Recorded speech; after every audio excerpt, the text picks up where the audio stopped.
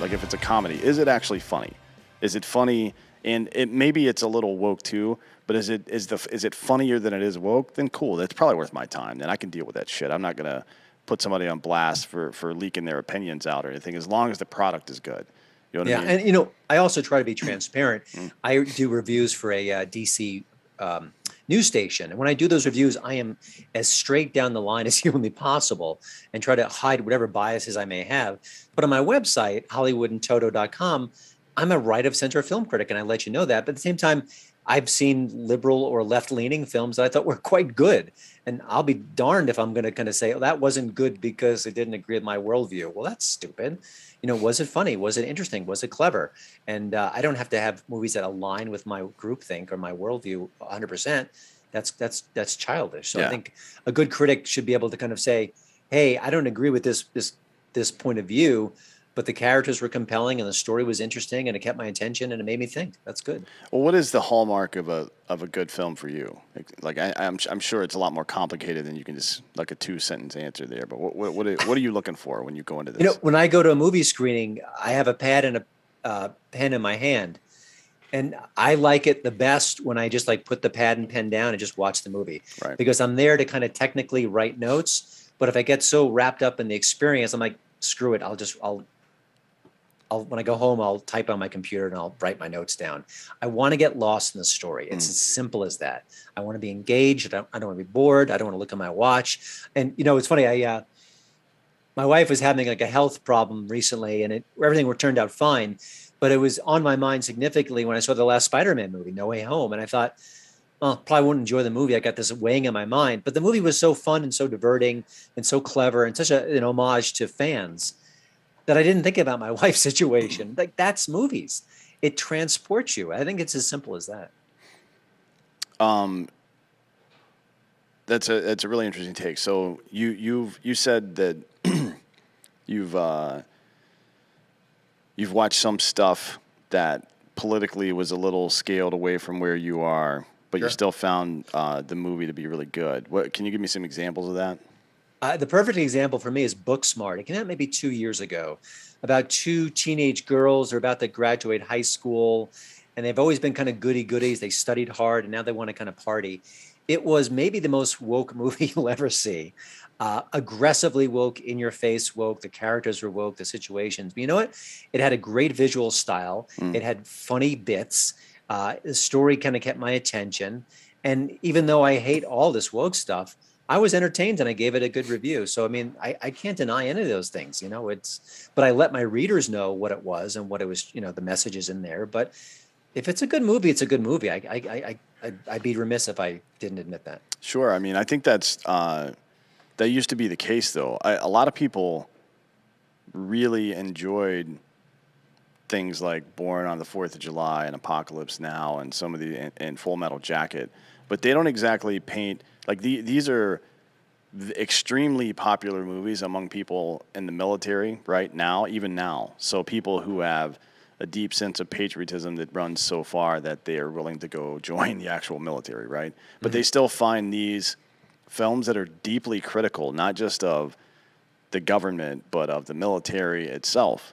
And they find them really compelling because they tell true stories, right? I think people's bullshit meters go off, and that's where you start to lose people. I mean, that's a big problem that's happening now because you're told, everybody's going to die from this virus, but protesting for BLM is more important, right? So, but my buddy John Nolte at Breitbart News has a way of describing the woke storytelling. He says it's not real, it's not human, it's not authentic, and that's why it's such a problem. You mentioned these anti-war films. They're coming from a place of authenticity. Oliver Stone fought in the Vietnam War. So you've got these voices that are adding real drama to what you see on the screen. They're not making it up. They've lived it, they've experienced it, maybe they've researched it, and that comes through the screen. And you mentioned the BS detectors we all have. Yeah, we can sense crap when we see it, and we can sense something that's inauthentic. You don't even often have to describe it. You can almost feel or taste it. And that's why some people in the military who maybe don't agree with all those views understand this is an important film or this is something, a voice that should be heard. Yeah, I mean, I think it tracks along the one of the key features of the culture war, in my opinion, is that in philosophy there is the way things are, and then there is the way things ought to be. Right? Those are the two. I guess guardrails for life, right? So you kind of, there's a delta in between there, and you can make some change from time to time, and you should, right? Try to make things better, obviously. But when you confuse the way things ought to be with the way things are, like when people say, well, that's not fair, like, well, fucking no shit, dude. Nothing is fair. What the hell? Do you think the fact that 99.997% of all species that have existed on this planet are now extinct is fair? Of course it's not fair. Why would it be? But I think that's the part where where these overly woke things lose me. When I'm forced to participate in somebody else's delusions about how things ought to be, when that's just not reflective of reality, and because you can't argue with a position like that because it's not rooted in reality. It's not a falsifiable claim, right? Yeah. I mean, I think you're hitting on a good point. And we sense it, and I think, it's kind of a glib line that get woke, go broke, but there's a lot of truth to that people, and it's so interesting because often people maybe they don't see the product that is woke in question, but they kind of feel it, they sense it, they smell it, and they avoid it. So, the recent Terminator film, which I actually thought was decent, but it had a lot of woke elements into it, was a box office dud by most comparisons. And I think that people just had the sense that, yeah, this is where it's going to go. They're kind of pushing aside Arnold Schwarzenegger. They're playing up this female empowerment angles. Maybe that's not for me. I'll go watch Terminator 2 again. That's my speed. Sure, yeah. I mean, I have another show, and like every other show, we watch an Arnold Schwarzenegger movie, just live watch it and film ourselves. Last week, it was Commando, dumbest movie I've ever seen in my life. But the funny part is we tried to watch Goonies first, and I had never seen it before. I've never been a big fan of those kid movies, even growing up. We tried to watch that, and it is unwatchable now, in my opinion. It is. It's one you have to watch as a kid, and then you watch as an adult, and you connect with your memories. Yeah. I agree. But even the two adults, my girlfriend and our buddy who were there watching it with me, were both looking at me like, "Hey, are you done with this yet?" And I'm like, "Yeah, this is stupid." But we switched to Commando, and it's so stupid. First of all, he is an Austrian dude. He's a retired colonel in the American Special Forces somehow, which is interesting enough. And then one of the guys, like the main antagonist in the film, is a guy who's apparently from like South Africa, who's also a retired Special Forces guy in America. Now that would have been the case in the 1950s, but not so much now. And then he meets this flight attendant, and instead of getting her to safety and going on about his little war, he brings her with him everywhere he goes. I mean, it's crazy. It's dumb. It's so dumb, but I really enjoyed that. Like it was 90 minutes of pure pleasure for me. And I find myself more and more going back and watching, like you were talking about with T2, like going back and watching these movies, not because they had one message or another, but because they had no message. And that's kind of what I was looking for when I went to the screen in the first place. Yeah, I've been watching a lot of movie comedies, maybe like between 2000 and 2012 or so, give or take, because that's before the woke movement became. That's when we can just tell jokes and be outrageous and just give these crazy situations, and it's liberating, man. When you've been forced to kind of watch woke comedy, or you miss comedy in general, and then you see it and you hear that voice that voice that's unencumbered by anyone.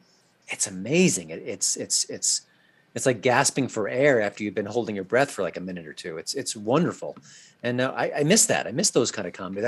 I grew up in Howard Stern, man. He just would just say anything, and he was fresh. He was bold. He was crazy. He was irreverent. He was smart. He was introspective. Howard Stern's gone. The guy on the radio now is no longer that guy, and the culture that we're living in right now wouldn't know what to do with him. This is a kind of a depressing thing to do, but here are some of the best comedies of just 2008. You ready for this? You guys ready? Pineapple Express, fucking hilarious movie. Love it. I've seen that movie 1,000 times. Role Models, hilarious. Semi-Pro, hilarious. Step Brothers, hilarious. Let's see what else is on here. Forgetting Sarah Marshall. That's a good year for comedy, by the way. Yeah, Tropic Thunder. Damn. There's so many good movies just in this one year. That Zohan movie was kind of stupid, but I enjoyed it, but it's kind of goofy. But anyways, yeah, that to me is the best comedy year of my lifetime. And I can't think of another year that had that many hits, honestly. Yeah. That good stuff too. And Tropic Thunder, do you have to say you can't make that today? Isn't it obvious? And I think Robert Downey Jr. was up for a Best Supporting Actor nomination for being in blackface. But the joke, it's funny. The joke wasn't on African Americans; it was on egotistical actors and how willing they are to go to get awards. I mean, context is everything. Yeah, that's the problem with fundamentalism, though. There's no sense of irony or satire involved. I mean, that and woke is a religion, and it is a fundamentalist religion for sure. And like Blazing Saddles, that movie is not about promoting old hillbilly racists. It's about making fun of racist people. Yeah, like the whole movie is just about that. It's about like making fun of robber barons and racist people. Basically, that's what it is. And somehow it's like, oh, you're doing this thing and what we shouldn't glorify this character. Nobody's glorifying the guy. It's a fucking Jewish dude whose family survived the Holocaust making a film about racist people to make fun of them because he's a comedian and that's what he does. Everybody can like if he was a dramatical writer, he probably would have been involved in Schindler's List, but he wasn't. So he's involved in this. You know what I mean? Well, Joe Rogan really nailed this whole issue a few weeks back. He was talking about comedy, how like the conversation we're having right now, they don't make great comedies anymore. And he said one of the reasons why is that when you have a character who's behaving badly on screen, there's a sense on the woke left that you're condoning it or celebrating it or honoring it. But no, you're not doing any of those things. You're saying, here's a wacky character on screen that we can laugh at. There's nothing wrong with that. I always bring up the Animal House example where Bluto is trying to look in the sorority house's window, look at the girls who are getting naked. It's funny. It's outrageous. Do I want my son, when he's that age, to do that to sorority girls? Of course not. I'd kill him. But, why can't we laugh at that? Why can't we laugh at people behaving badly? Why do we have to have role models across the screen? It's not the way life works. It's not the way comedies work. It's ridiculous.